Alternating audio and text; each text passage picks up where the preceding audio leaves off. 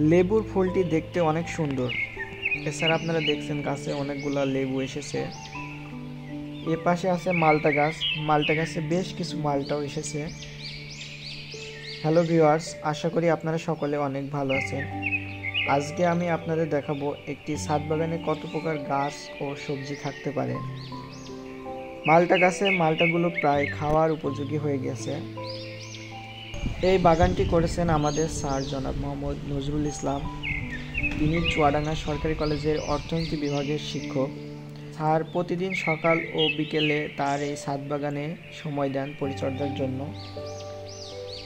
তো চলুন দর্শক, এই ছাদ বাগানে কি কি ফল গাছ ও সবজি আছে তা আপনাদের আজকে ঘুরিয়ে দেখাবো। এখানে টবে দেখছেন ছোলার শাক, এ পাশে আবার আরেকটি টবে আছে ধনিয়া পাতা, তার পাশাপাশি একটি টবে লাল শাকের বীজ বপন করা হয়েছে। এখানে লাল শাকগুলো অনেক বড় হয়ে গিয়েছে, খাওয়ার উপযোগী বলা চলে।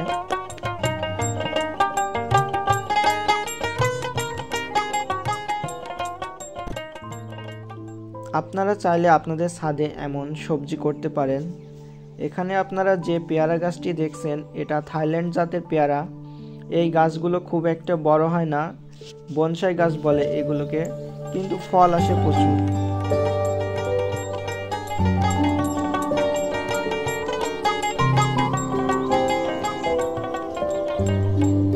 পাশেই দেখছেন সিম গাছ, অনেকগুলো সিম এসেছে। চলুন এছাড়া অন্যান্য গাছগুলো আপনাদের ঘুরিয়ে দেখায়।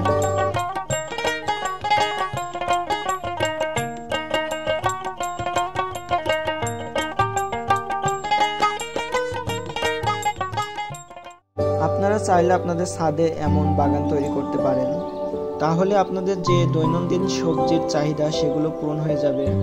এছাড়াও আমরা জানি বাজারে যে সবজিগুলো পাওয়া যায় এগুলা অনেক প্রকার বিষ দেওয়া থাকে, অর্থাৎ এগুলো আমাদের খাওয়ার জন্য ক্ষতিকর।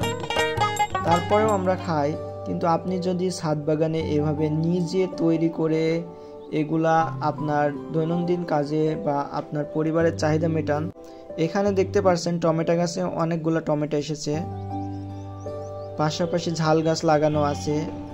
এই ছাদ বাগানে মোটামুটি বলা চলে সব ধরনেরই সবজি আছে।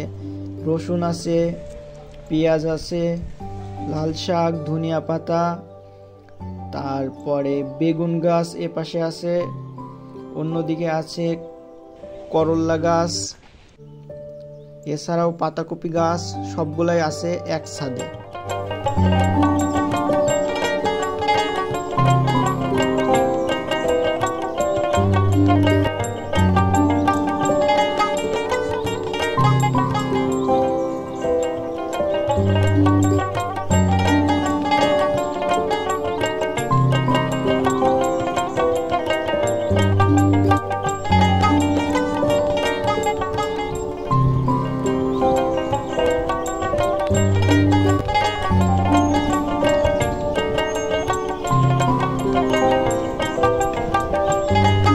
ধন্যবাদ সবাইকে ভিডিওটি দেখার জন্য।